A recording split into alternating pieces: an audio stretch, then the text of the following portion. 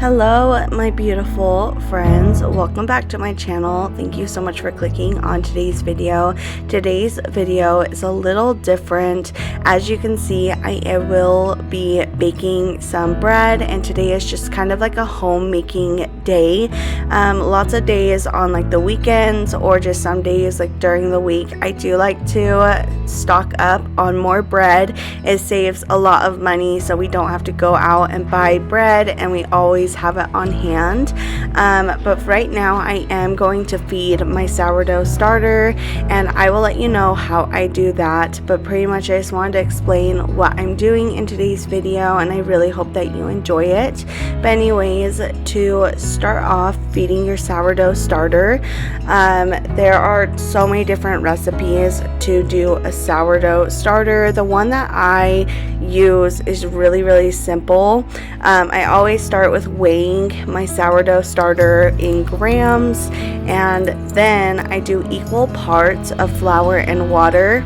And so if my sourdough starts off being like 300 grams, then I will separate it into like a different mason jar, or it will be overfed, like it will spill out really quick and not have that much room to like rise. So this jar I do end up pouring into another jar so that they can be like less full, or like there could be more room in them. And so that's pretty much what I do. But I did want to leave extra sourdough, so I had lots to bake over the weekend. This was a Friday when I was filming it, so I knew I had all weekend to keep baking. And normally I do like to bake multiple things. Sometimes I like to bake bagels or baguettes or cinnamon rolls or loaves and breads or whatever there is. But pretty much I was just doing loaves and breads this day, and then the next day I did do a few more loaves and breads because we go through them so quickly. But that's pretty much it for this portion.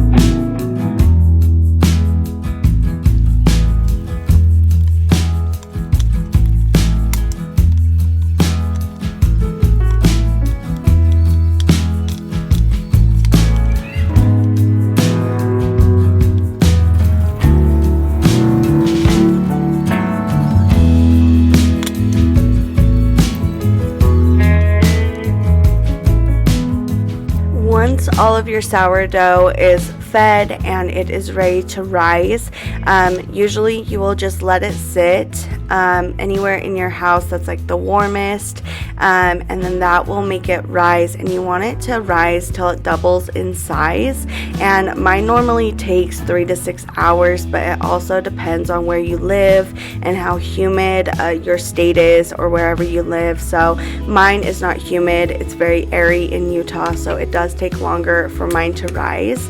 But yeah, it did take about like 3 hours pretty much to rise. Once your sourdough has doubled in size, it is now time to start baking with it. And so I am making 1 artisan loaf and 2 sourdough loaves.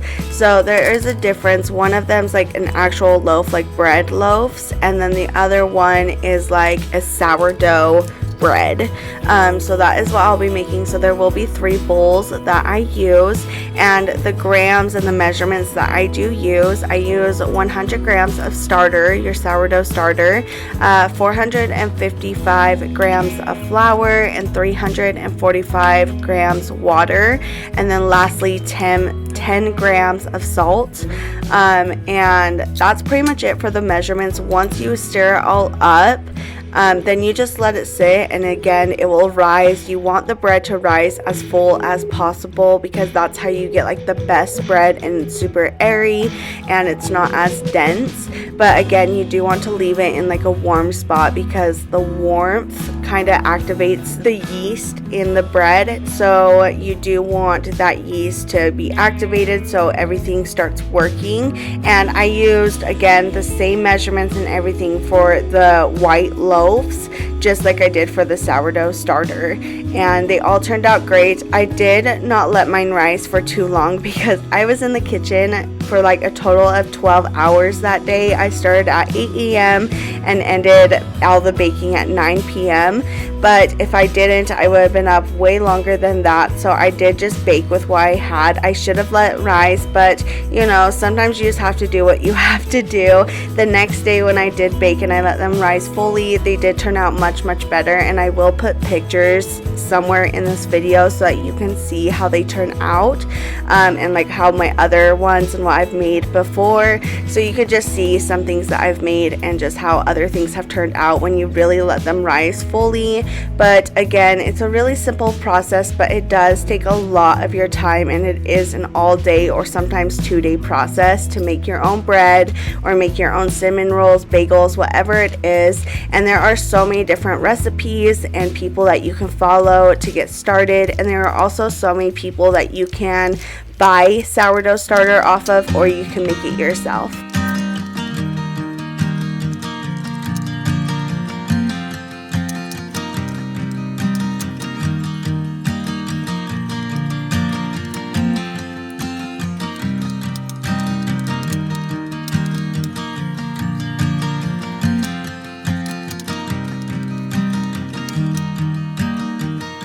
So once everything is mixed and your bread is ready to start rising, you will do 4 total stretch and folds for every 30 minutes. So that totals up to 2 hours.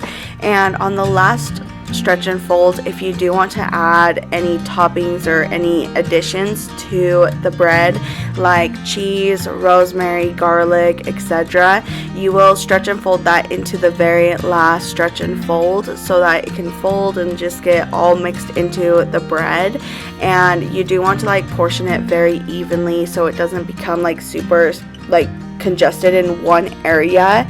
I've done that a couple of times. It kind of is hard to make sure it spreads all around the bread. So if it doesn't work out the first time, that's all right. We all have that issue because doing this stuff is totally new. It's different. I am still a very new beginner. I started like last year, I want to say around November, so I am still really new to all of this, but I do enjoy it, and I hope that if you try to do this as well, that you really enjoy it. It really is so rewarding to make your own bread or make your own desserts or whatever you would like to make, and it also helps save lots of money on bagels, croissants, baguettes, bread, anything. So it really does help.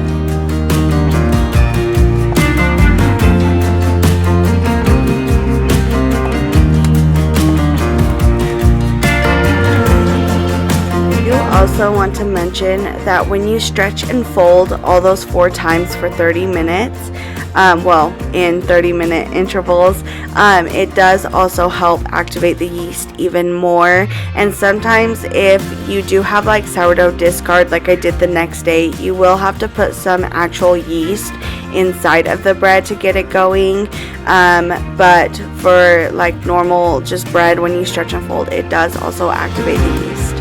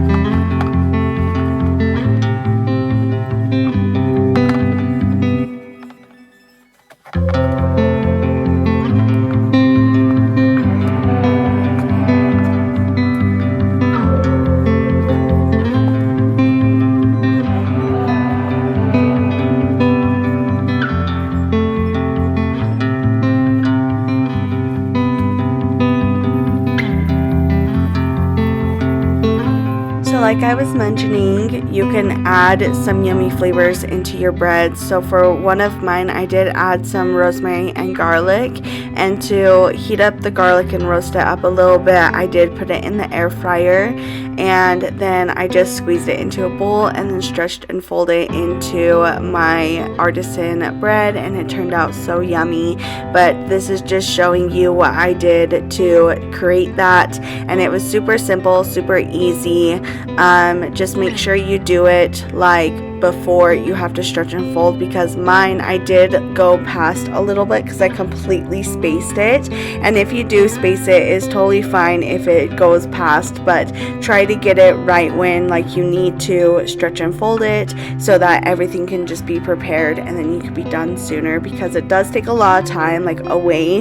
If you are busy like hanging out with your family or working or doing whatever, baking bread does take a lot of time away from all that. So just make sure you have like free time or some spare time to do all this, but it really is fun and it always turns out so delicious.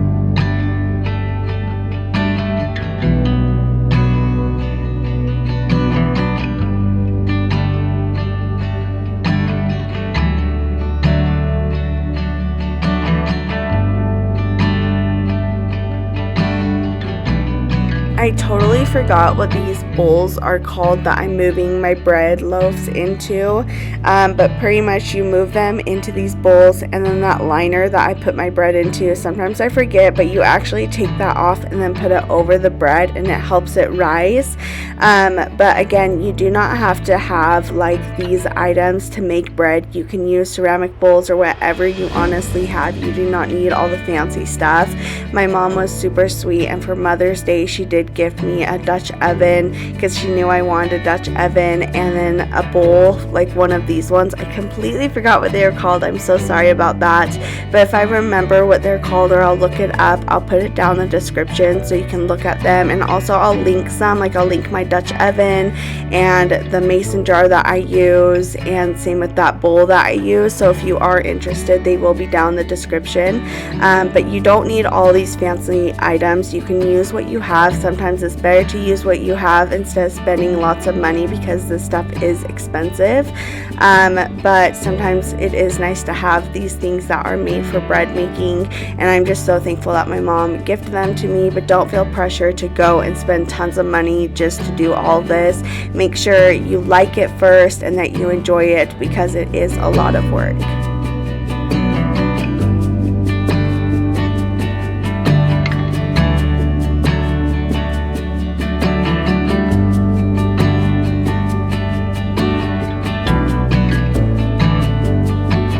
Now my bread is ready to move into one of these bread loaf pans, and so it doesn't stick to the sides or the bottom, I do grease it up just like normal, just anything. Just wanted to say that though. Just put some butter or whatever you have and coat it into the pan so the bread does not stick, and then move your bread loaves into it. And normally you need to like roll your bread loaf. Sometimes I don't do that because I am in a hurry. Like when this was happening, I was also making dinner, so there's just so much going on. But that's why sometimes it does need to be a 2-day process, so you can really take your time. I just did want to get these done with so that they could be ready for the morning, because I did want to have some food and like lunches with these breads. But yeah, pretty much that's them. And then I am moving them into the oven at 375 degrees, and I leave them in for 35 minutes. And then once you take them out, you do just let them rest so they can cool down, but also continue cooking once they're out of the oven.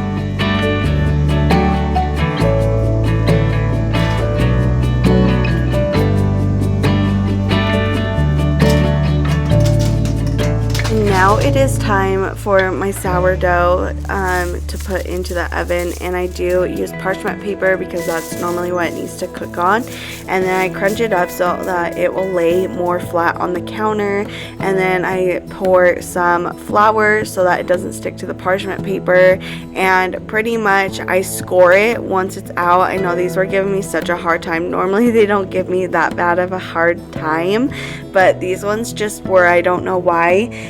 But I did score them, make a pretty little design in them, or if you don't want to make a design, just put an X. They do need some kind of like way to breathe, or they'll just pop open, and you don't really want that. So just make sure you do some kind of cut so that it'll be okay. And then once you cut it and it's ready to go inside, you can also top it with some like onions, garlic, or cheese, or whatever you want, whatever your bread is made with. And then you put it in the Dutch oven at 485 degrees, and then you let it cook with the lid on for 35 minutes. And then once that's done, you take off the lid and then put it back in for 7 extra minutes, and that pretty much just lets it crisp up and get more brown and just so beautiful and cook more. And then you take it out, and there is your loaf. And with these ones, I am buttering them really quickly, but again, it does take an all-day process, or sometimes 2-day process, but it really is rewarding and so much fun, and it's just so nice to look at your beautiful breads. And again, I have made more beautiful ones than these ones. It was just such a long day and my feet were aching, but that's totally fine. Sometimes, some days, your breads do not look as beautiful as other ones, especially when you are a new bread maker or cooker or whatever. But that's pretty much them, and I think they all turned out so beautiful. Well, this is it for today's video. Thank you so much for staying here and watching this different video. I will plan on making more of these videos because I loved it so much, and I have really loved making bread and making certain things for my family and just all the homemaking process. But I really hope that you enjoyed it. Thank you so much for watching today's video. I think all these breads turned out so tasty and so beautiful, and they will for sure get eaten. Some of them have already been eaten. But I will see you all again next time. Please do not forget to like, comment, and subscribe, and also follow my Instagram, Our Little Bloom. And again, if you are interested in any of these items or finding some links, they will be down in the description. But again, thank you so much for being here, and I'll see you guys next time. Bye.